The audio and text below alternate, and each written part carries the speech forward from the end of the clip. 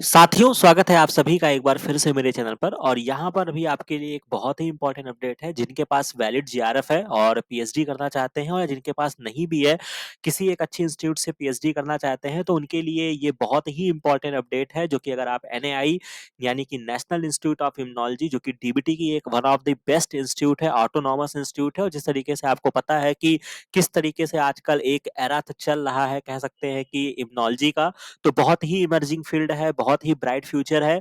तो पहले यहाँ पर होता क्या था, कहानी को समझ लीजिए बहुत ही ध्यान से, कि यहाँ पर जो पीएचडी एडमिशन होते थे वो ईयरली होते थे, मान के चलिए वो आपके अगस्त सेशन में होते थे। बट इस बार इन्होंने यहाँ पे चेंज किया है और एक बार वापस से लिंक यहाँ पे एक्टिव की गई है फॉर जनवरी बैच के लिए, जो कि यहाँ पे आप देख सकते हैं पीएचडी 2023-24। तो यहाँ पे आपको सिंपली क्लिक करना है, तो ये आपको इस तरीके से ये आपको ओपन हो जाएगा। ये आपका लिंक है। यहाँ पे इंपॉर्टेंट चीज है, आज ही के दिन जो है ये आपका एप्लीकेशन स्टार्ट हुआ है 22 अगस्त को। एक महीने का आपके पास समय दिया गया है। इंट्रेंस एग्जाम मैंने आपको बार बार बोला है, कुछ इंस्टीट्यूट जो है वो अपने, आपके पास जीआरएफ होगा तो भी वो आपसे क्या करते हैं, एक एंट्रेंस लेते हैं। तो यहाँ पे बहुत ही इंपॉर्टेंट है, एनआईआई में अगर आपको एडमिशन लेना है तो आपको उनका एंट्रेंस भी क्वालिफाई करना होगा। यहाँ पे जो कि मेंशन है, जो कि आपका 29 अक्टूबर को यहाँ पे कंडक्ट कराया जाएगा।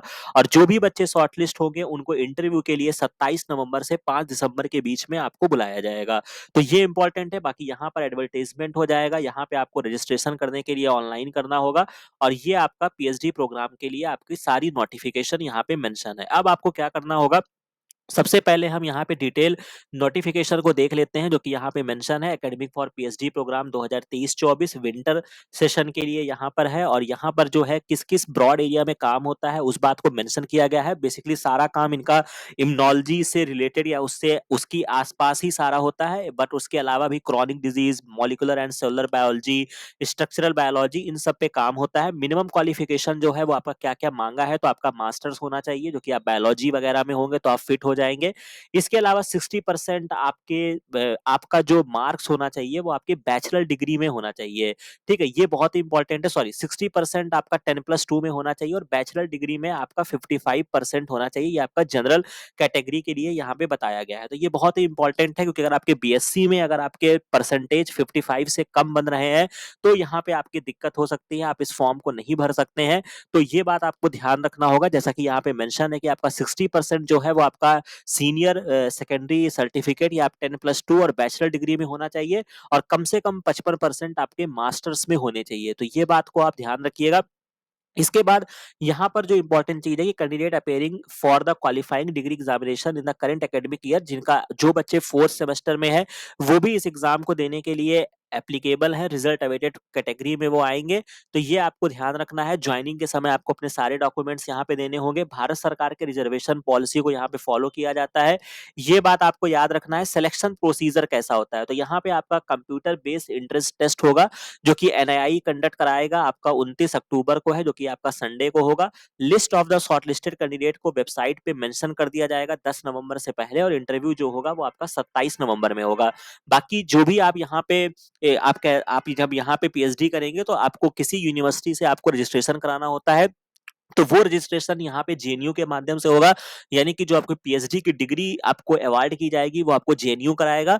बाकी आप काम जो होगा वो आप एनआईआई में करेंगे। तो ये इंपॉर्टेंट चीज आपको याद रखना है। पीएचडी प्रोग्राम यहाँ पर आपके लिए मेंशन किया गया है, जो कि आपका स्टार्ट होगा 3 जनवरी 2004 से।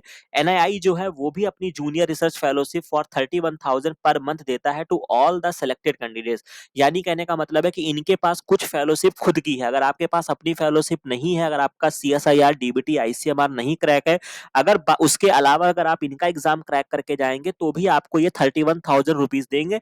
बट अगर आपके पास आपका खुद का एग्जाम क्वालिफाई है तो आप अपने फंडिंग एजेंसी से पैसे लेंगे। तो ये आपको यहाँ पे मेंशन किया गया है।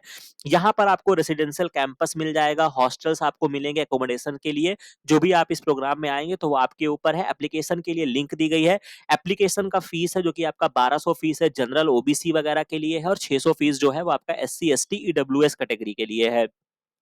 लिंक कब तक एक्टिव रहेगी वो बताया गया है। टेक्निकल क्वेरीज के लिए आपको इस पर मेल करना होगा, ये चीजें यहाँ पे आपको बताया गया है। बाकी जो भी इंफॉर्मेशन आप भरिए अपने 10th सर्टिफिकेट में जो लिखा गया है उसी को भरिएगा। बाकी कोई भी जो आप गलत चीजें भरेंगे वो बाद में करेक्ट होने की संभावनाएं कम रहेंगी, तो इसी वजह से बहुत ही ध्यान से भरिएगा।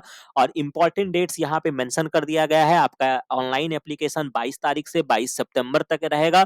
7 तारीख से आपको एडमिट कार्ड आपको मिल जाएगा। 29 तारीख को आपका पेपर कंडक्ट होगा। 10 तारीख में आपका लगभग रिजल्ट दे दिया जाएगा और 27 से 5 तारीख में आपका क्या होगा, इंटरव्यू होगा। और विमेंस को ये सपोर्ट करते हैं तो जो यानी कि फीमेल कैंडिडेट्स हैं वो इस फॉर्म को जरूर भरिएगा। और जिनका जेआरएफ नहीं हुआ है और अगर वो किसी भी मतलब जगह पे जो आसपास के एरिया में इनका सेंटर मिलता है अगर आप दे सकते हैं तो इस फॉर्म को जरूर दीजिएगा।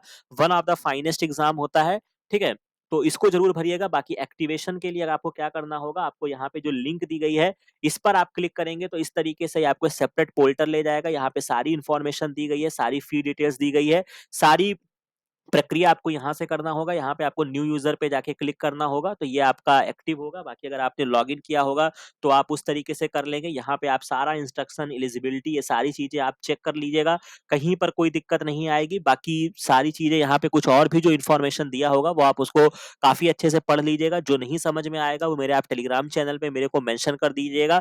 बाकी यस, यहाँ पे एग्जामिनेशन कैसा होगा उसके बारे में भी यहाँ पे हम देख लेते हैं कि एग्जामिनेशन पैटर्न जो होगा वो आपका ऑब्जेक्टिव मोड में होगा, केवल इंग्लिश में होगा। Candidate are encourage to take the mock test जो कि इस पोर्टल पे अवेलेबल कराया जाएगा, जो कि 11 अक्टूबर के बाद होगा। तो आप एक बार फैमिलियर होने के लिए इनका मॉक टेस्ट भी दे सकते हैं। एग्जाम का जो ड्यूरेशन होगा वो आपका 90 मिनट्स का होगा और 60 क्वेश्चंस आपसे पूछे जाएंगे।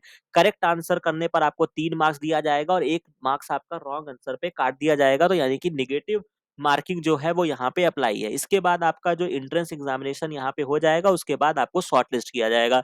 बाकी इस फॉर्म को भरने के लिए आप फायरफॉक्स, मॉजिला, इन सब चीजों का जरूर यूज करिएगा। यहाँ पे आप आई हैव रीड पर क्लिक करके कंटिन्यू करेंगे तो यहाँ पे आपका एप्लीकेशन फॉर्म ओपन हो जाएगा। इसमें जो भी इंफॉर्मेशन है उसको सही से भरिएगा।